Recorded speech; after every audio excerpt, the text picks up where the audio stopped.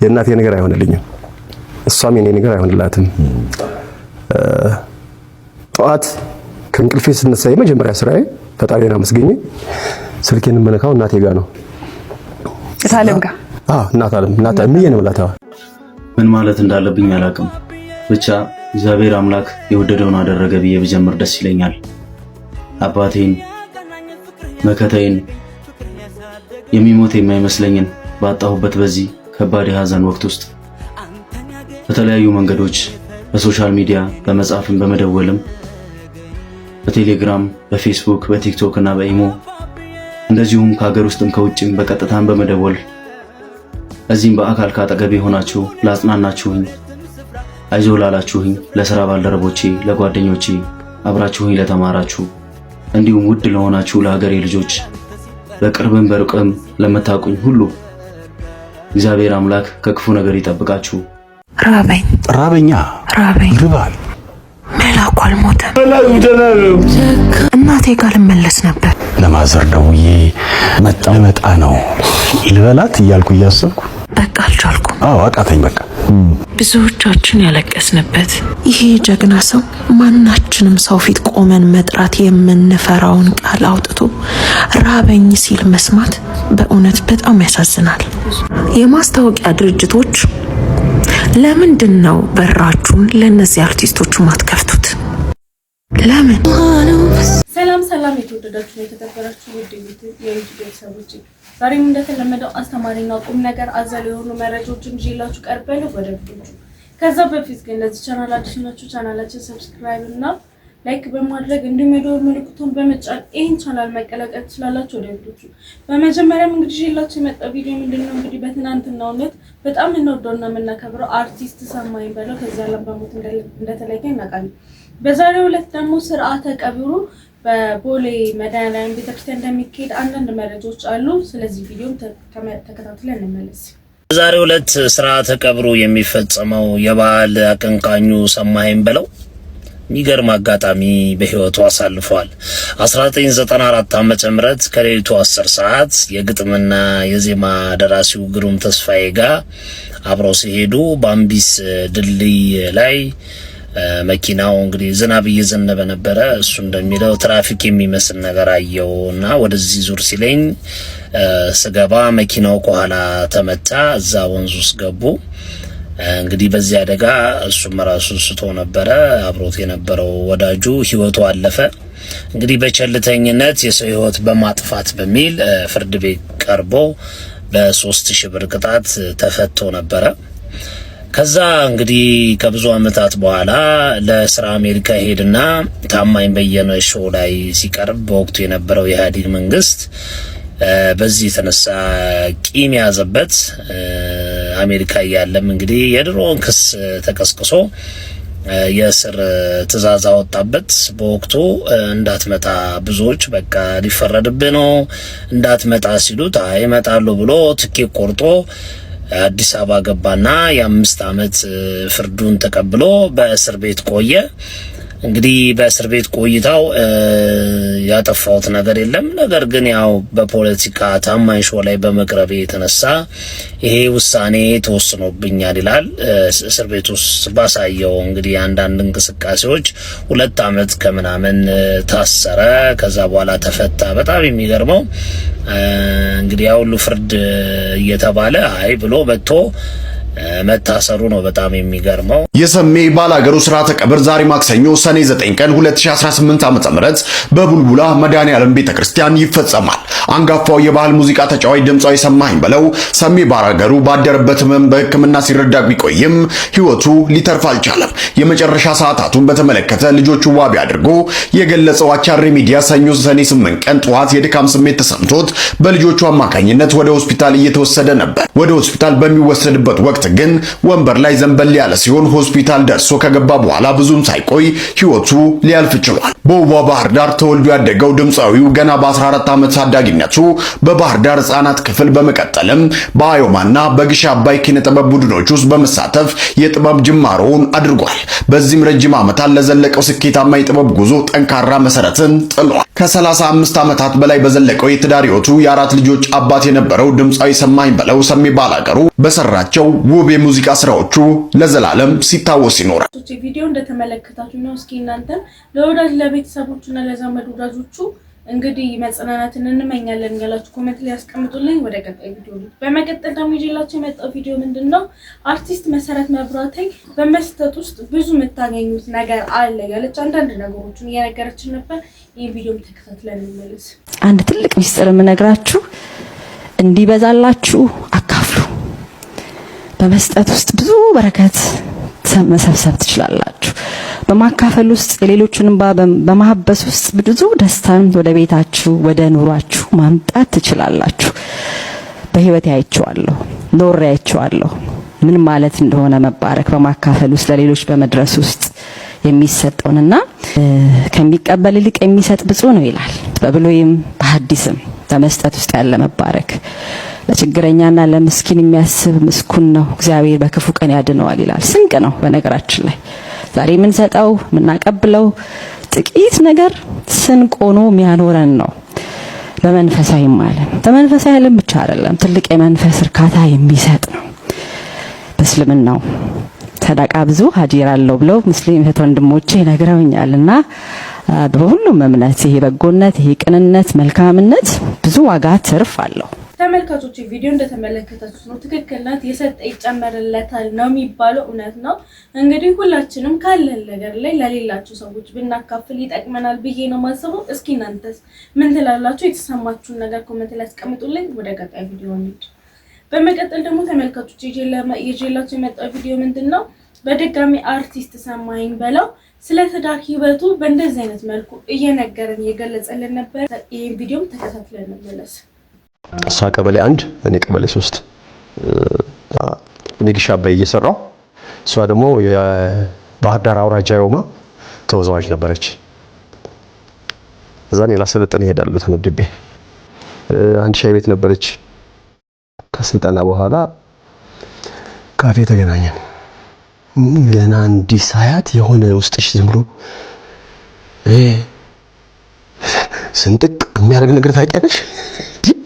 ከአይነት ቁንጅና ባህል አልኩ። በቃ ድንግጥ ያልኩ። በቃ አበበ ቀጸላ የሚባል ጓደኛ አላት። እሱን ቀሰርኩና አስተዋወቀኝ። ዛትና ሻይ ቡና ልበላት አልኩት። እዛ እየፈራች ሻይ ቡና አለች። የመጀመሪያ ቀን አንድ ጮርናቄና አንድ ሻይን የተጋበዘችው። የሁለተኛው ቀን ደግሞ ለስላሳ አደገላት። ሶስተኛው ቀን ላይ ማስቲካ ተሰጣት። አለቀ ነገሩ። አጀብ አንተ አሳምሮ ፈጥሯት ማሩን ቀብቷት ይሄው ሰጣኝ ያለ ለኔው ሟት ትብልልኝ እስኪ ማዘን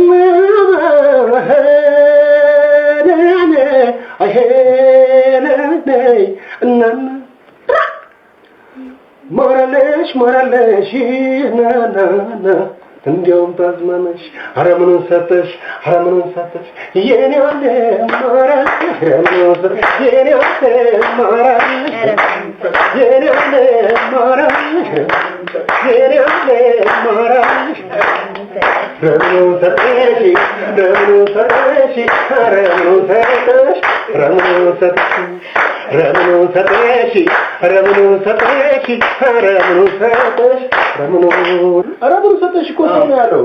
እሱ እኮ ዝናቡን ነው። ይሄ ዘፈን ፈርዶበት ዳለ ላይ ይደረፋ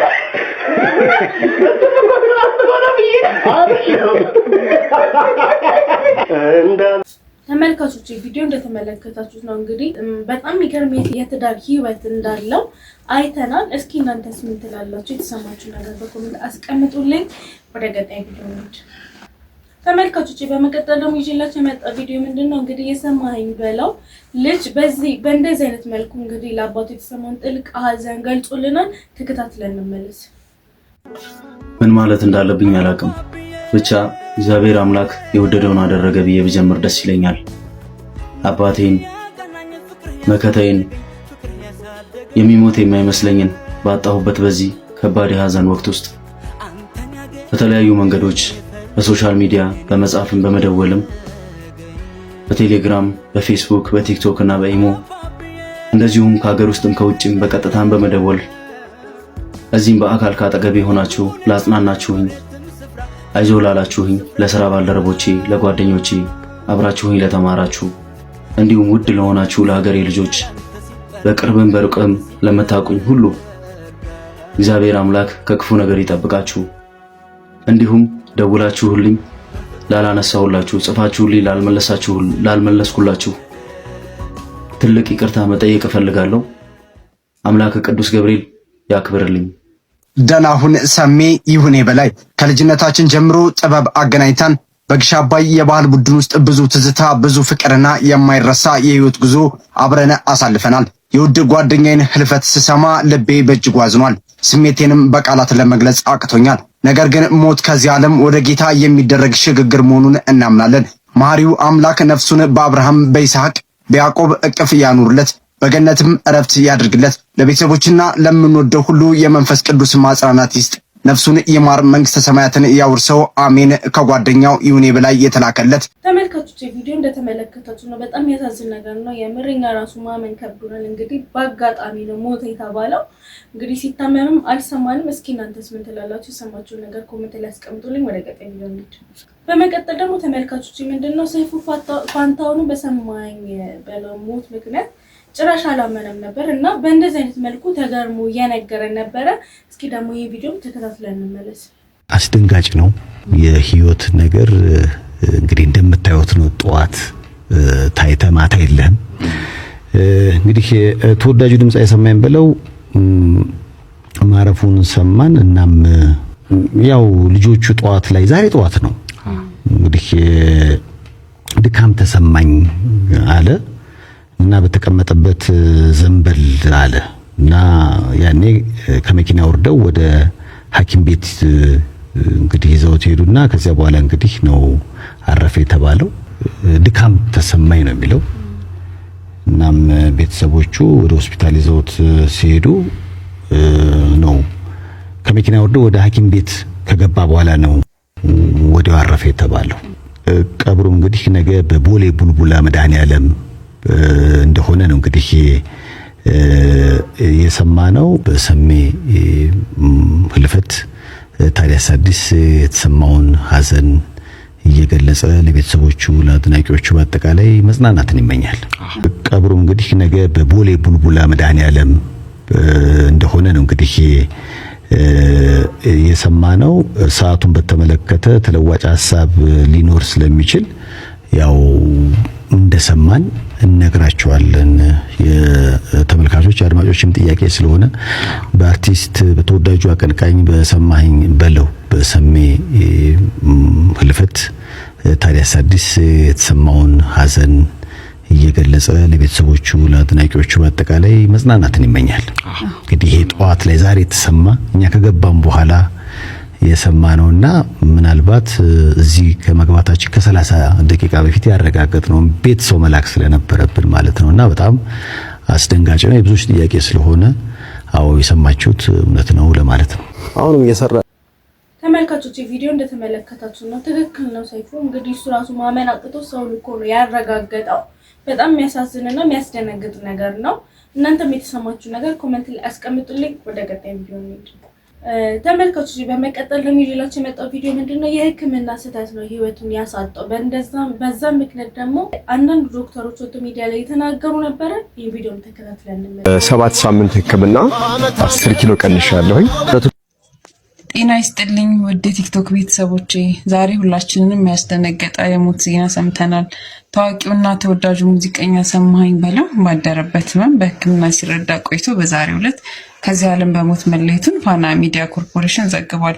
ለቤተሰቦቹና ለአድናቂዎቹ መጽናናትን እየተመኙ የህመሙ ምክንያት ገና ይፋ ያልተደረገ ቢሆንም ከሰሞኑ ክብደት የመቀነስ እንቅስቃሴ ላይ እንደነበረ ሁላችንም የምናስታውሰው ነው። ከራሱ አንደበትም እንደሰማ ነው በአጭር ጊዜ ብዙ ኪሎ ግራም እንደቀነሰ ሲናገር ሰምተነዋል። በአጭር ጊዜ ባልተጠበቀ መልኩ ራፒድ የሆነ ክብደት መቀነስ ሊያስከትላቸው የሚችሉ ብዙ ከባድ የጤና እክሎች አሉ። አንዳንዶቹም እስከ ሞት ሊያደርሱ ይችላሉ።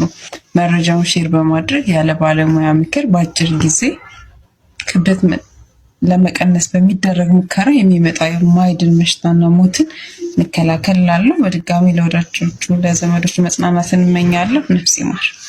ተመልካቾች ቪዲዮ እንደተመለከታችሁ ነው እንግዲህ ከሱም አንደበት በአንድ ሳምንት ውስጥ 10 ኪሎ ቀንሻለሁ እያለ ነበረ። ምን እንደተፈጠረ የሚታወቅ ነገር የለም። እስኪ እናንተስ ምን ትላላችሁ? ምን ይመስላችኋል? የተሰማችሁ ነገር ኮሜንት ላይ አስቀምጡልኝ። ወደ ቀጣይ ቪዲዮ በመቀጠል ደግሞ ይዤላችሁ የመጣሁት ቪዲዮ ምንድነው ለትውስታ ያክል አርቲስት ሰማኸኝ በለው እንግዲህ አንዳንድ ሚዲያዎች ላይ ቀርቦ የገጠመውን ነገር እንዳለ የተናገረ ነበር። እስኪ ደግሞ ይሄን ቪዲዮም ተከታትለን እንመለስ። አፈር ለሚበላው ለሚበሰብሰው ለዚህ ፈራሽ ገላ ቁምጣ መች አነሰው። ያንተ እንግዲህ መለያ ነገሩ ከስያሜ ይጀምራል። ሰሜ ባላገሩ ነው የሚለው ባላገር ባላሀገር የሚል ነገር ነው ትርጓሜው አይደለም እንዴ? እንዴት ወጣ ያ ስያሜ? ባላገር የሚለው ቅጥል ስም ይወጣልኝ ራሴው በሰራሁት ሙዚቃ ነው። እዚህ ካዛንቺስ አካባቢ አንድ ቦታ ላይ መብራት ዞን ቁመን አንድ ሎተሪ አዟሪ የጎጃም ልጅ ቁምጣ የለበሰ ሎተሪ ያዞራል መብራት የያዛቸው መኪኖችና ሲጠይቀው ሰውየው አይ ባላገር ይለዋል። ዝም ብሎ እንዲያየ ጋሽ የምትገዛኝ ከሆነ ግዛኝ እንጂ ዝም ብለህ ባላገር ባላገር የምትለኝ ምንድነው? የምትገዛኝ ከሆነ ግዛኝ ጠራኸኝ እንዴ ነው ሲለው አይ ባላገር ይገርማል ባላገር የት ነው ሀገር ይለዋል። ሀገሬ ምን አለ ከገዛ ግዛኝ ሎተሪውን ይለዋል። አይ ባላገር እያለ ሲለው በቃ ጆሮው ውስጥ ገባ። ምን ለማለት ፈልጎ ነው ሰውዬ አልሁና በቃ መብራትም ለቀቀን። እኔም ታጠፍኩና ከካዛንቺስ ወደ አዋሪ መታጠፊያ አይለችም እሷ ጋር አንድ ጸጉር ቤት ጌታቸው ጸጉር ቤት ይባል ነበር። እሱ ጋር ገባው እንጂ እስኪ ወረቀትና እስኪ ተወስጠኝ አልኩት። እሺ ምን መጣልህ ደሞ አለኝ። አይ አንድ ሀሳብ መጥቶልኝ ነው አልኩት። እዛ ቁጭ አልኩኝ ጸጉር ቤት ውስጥ ባላገር አልኩና ረሱል እዛ አፈር ለሚበላው ለሚበሰብሰው ለዚህ ፈራሽ ገላ ቁምጣ መች አነሰው። በቁምጣዬ እኔ እንደኋላ አፈር ሰሜ ባላገር። ምክንያቱም ቁምጣ በመልበሱ ነው ባላገር ያለው እና ምን ቁምጣ መልበሱ ነገ ጧት አፈር ለሚበላን ለምን በሰብሰው ገላ የኢትዮጵያ ከርካሪ አጥንት ለሆነው ባላገር ስድብ ሆኖ ነው ለሱ ምንድነው ብዬ ያንን ግጥም ወዲያው ሰራሁት ማለት ነው። ከዛን ጊዜ ጀምሮ ባላገር የሚለው ተመልካቾች ቪዲዮ እንደተመለከታችሁ ነው እንግዲህ አርቲስት ሰማኸኝ በለው በጣም ተጫዋችና አዝናኝ ሰው ነበረ። እንግዲህ ፈጣሪ ነፍሱን በአጸደ ገነት ያኖርልን እላለሁ። ወደ ቀጣይ ቪዲዮ ተመልካቾች በመቀጠል ደግሞ በእንደዚህ አይነት መልኩ እንግዲህ ምንም አይነት በሽታ የለብኝም ሲል በራሱ አንደበት ተናግሮ ነበር። ያው ውፍረቴ ከምን እንደመጣ አላውቅም፣ ግን እኔ ከምንም አይነት በሽታ ነፃ ነኝ እያለ ነበረ። ታዲያ የሞት ምክንያት ምን ሊሆን ይችላል? ይህን ቪዲዮም ተከታትለን እንመለስ። ግፊት የለብኝ ምንም ስድስቱም ጸረ በሽታዎች ነፃ ነኝ ከስድስቱም እግዚአብሔር ይመስገን። ልጅ ይነገራል እንዴ? አይነገርም። ሶስት ወንዶች አሉኝ። ሶስቱም ስራ ይዘዋል። አንደኛው ኢንጂነር ነው፣ አንደኛው ደግሞ አርኪቴክቸር ነው፣ አንዱ ደግሞ የራሱን ቢዝነስ ይሰራል። ያግዙሃል? ኮርስ እኔ እጅ አልሰጥም እንጂ እነሱ ይሞክራሉ። ሙዚቃው ላይ ያሉ ይሉ ሌላ ሙያ ውስጥ ናቸው ሁሉም። እኔ ቦታ የለኝም፣ አልሰማም። መስሚያ ጥጥ ነው በዚህ ምክንያቱም ኢትዮጵያ ውስጥ መክሳት ብርቅ ነው። ብርቅ አይደለም አይደል? መወፈር ነው ብርቃውን። ኢትዮጵያ ውስጥ ምንም ብትከሳ ወይ አሁን እንደዚህ ሁኝ ብከሳ ደግሞ ወይኔ አለቀ እኮ ይሄ ልጅ በስመ አብ አንዱ ነው ያለ መሰለኝ። ግን ደስ ያለ ምንድነው ሰሜ መስሚያው ጥጥ ነው። በትዳር ምን ያህል ዓመት? በትዳር በጣም ብዙ ነው። ከ83 ጀምረ እንግዲህ ዋው ደስ ይላል በጣም። ኧረ ሂሳብ አስሉና ነገሩኝ 83 እኮ እንደተወለድኩ 34 ዓመት ሙሉ በጽኑ ፍቅር ከ3 ልጆች ጋር ይሄው እንግዲህ በኢትዮጵያ ሙዚቃ ላይ እንደነገሰ ሰሜ አንበሳው አለ። የልጆቼ ቁጥር እኮ ነገርኩ 3 ነው ይያለው። አልበም 7 ሰርቻለሁ። ነጠላ ዜማ ደግሞ ከ20 በላይ ነው። ጂም ሞከርክ? እኔ ጂም ኑሮ የራሱ ጂም አይደል? ከመስራት ምንም ያገደ ነገር የለም። አዎ እሰራለሁ እግዚአብሔር ይመስገን። ግን ወደፊት ለመቀነስ ሐሳብ አለ? ትንሽ ቢጨምር ደስ ይለኛል። ወደው ነው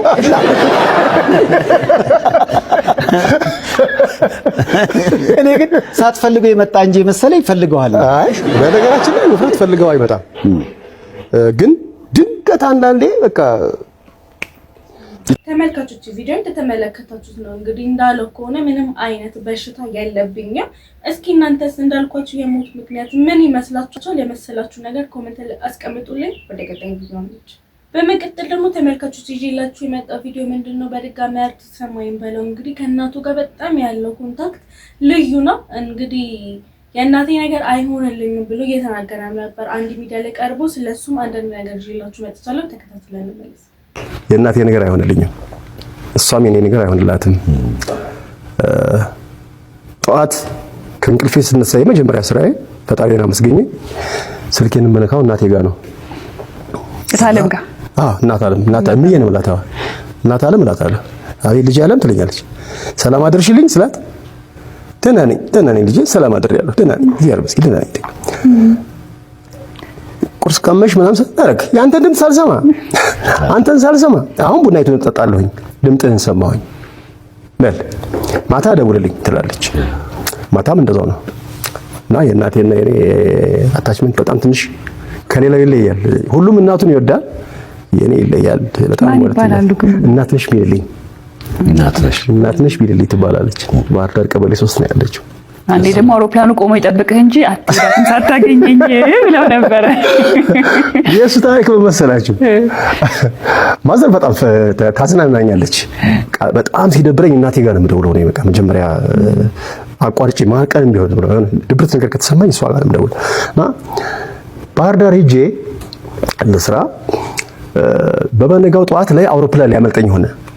ሆቴል ተይዞልን ሆቴል ነው ያደርነው። አጋጣሚ በግሩፕ ነው ያደርነው እና ማታ ግን ቻታለሁ ሄጄ ጫውቻት ምናምን የመጣሁት ጠዋት ግን በቃ ማግኘት አልቻልኩም። እሷን ሄጄ እንቅልፍ ጣለኝ። ፕሌን ደግሞ ሊያመልጠኝ ነው እና እናት አለም አልኳት። አቤት ልጅ አለ ማለች። በቃ ምንም አልቻልኩም መምጣት አልቻልኩኝም። አሁን በጓደኞቼ ጋር ልሄድ ነው ወደ አዲስ አበባ ስላ ቡናይቱን አቅርቤ እየጠበቁህ አለች። አይ ሚ አውሮፕላን ያመልጠኛል ሰት ጠበቀኝ በለው የታባቱ ደግሞ ጠበቀኝ በለው አለች። ኮቪድ ጊዜ ደግሞ አንዴ ምን አደረገችኝ? እምዬ መጥፎ በሽታ መጣል እባክሽን ተጠንቀቂ፣ በቃ ከቤት አትውጪ አልኳት። እንዴ ልጅ ከቤት ሳይወጣ እንዴት ይኖራል አለችኝ። በቃ አትውጪ ምን ያደርግልሻል? የምትፈልጊውን ነገር በሙሉ ብርቱካን እሷ እየገዛችልሽ ትምጣፋትኝ እህቴን ስላት እኔ እንደው ልጄ እንደው አይኔ አይቶ ተራሴ ካልሸመትኩት ምንም አይጥመኝም። ምን ሰምተህ ነው ማለት ተመልካቾች ቪዲዮ እንደተመለከታችሁት ነው እንግዲህ እናቱ እንዳለው ከሆነ የሱን ድምጽ ካልሰማች እንግዲህ ያው ቀኑም አይሄድላትም። ምግብ የምትበላው ከሱ ጋር ካወራች በኋላ ነው። እንግዲህ ለሷ ነው በጣም ከባድ የሚሆንባት ሀዘኑ።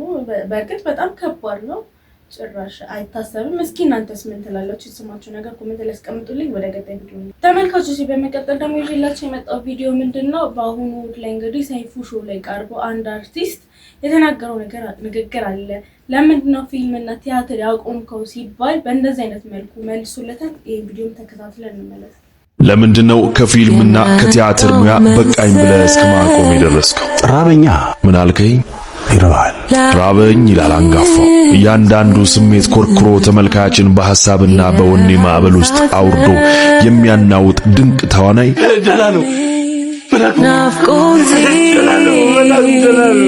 ዛሬ ራበው። ገንዘብና ዝና ሳይሆን በውስጡ ያለው እሳትና ጥበብ ብቻ እንዲናገር የሚያደርግ የትወናው ንጉሥ ዛሬ ራበው።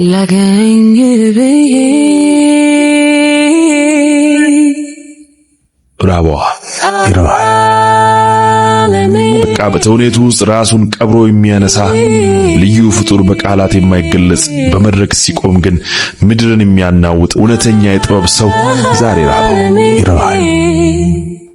ተመልካቾች ቪዲዮ እንደተመለከታችሁት ነው። በጣም የሚያሳዝን ነገር ነው። እስኪ እናንተስ ምን ትላላችሁ? የሰማችሁ ነገር ኮሜንት ላይ አስቀምጡልኝ። ወደ ቀጣይ ቪዲዮ በመቀጠል ደግሞ ተመልካቾች እንደምናውቀው ኮሜዲያን አሌክሶ እንግዲህ በአሁኑ ሰዓት በጽኑ ህመም ላይ ሆኖ ሆስፒታል ተኝቷል። ግን ደግሞ እንደምናውቀው ብዙዎቹ አርቲስቶቻችን በአንድ አይነት ህመም እና በአንድ አይነት ሁኔታ እየሞቱብን ነው። የሞቱበት ምክንያት ምንድነው? ሁሉም አርቲስቶቻችን በአንድ አይነት ሁኔታ ነው ህይወታቸው እያለፈ ያለው። እስኪ ደግሞ ይህንን ቪዲዮ ተከታትለን እንመለስ። የአርቲስቶች ድንገተኛ ሞት ግን አልበዛም? ግን ግን እውነትን ነው። አርቲስቶች ግን ብዙ ጊዜ ታሞ የሚሞቱ የሉማ። አዎ ማዲንጎን ይሄንን ታምራትን ሁሉም ላይክ የ3 ቀን ወይ የ24 ሰዓት ነገር ነው። ከዛን ሞቱ ይባላል። ይሄ ጣንቶበት አሟቸው ሰው ደርሶላቸው አሳክሞ ምናምን የሚሞቱ ጥቂቶች ናቸው። ዳዊት ጽጌ ይሄ ትግርኛ ዘፋኝ እሱማ እሱ ታምራት ደስታ ማዲንጎ በቃ እንዴት እንዳፋፈኝ በጣም ተመልካቾች ቪዲዮ እንደተመለከታችሁት ነው። በጣም የሚያሳዝን ነገር ነው። ፈጣሪ ምህረቱን ይላክልን እላለሁ። ለዛሬ ይዤላችሁ የመጣው ቪዲዮ ይሄን ይመስላል። ስለ ቪዲዮቹ የተሰማችሁ ሀሳብና አስተያየት ካለ ኮሜንት ላይ አስቀምጡልኝ። በቀጣይ ባሪፉ እንደምንገናኝ ተስፋ አደርጋለሁ። አመሰግናለሁ።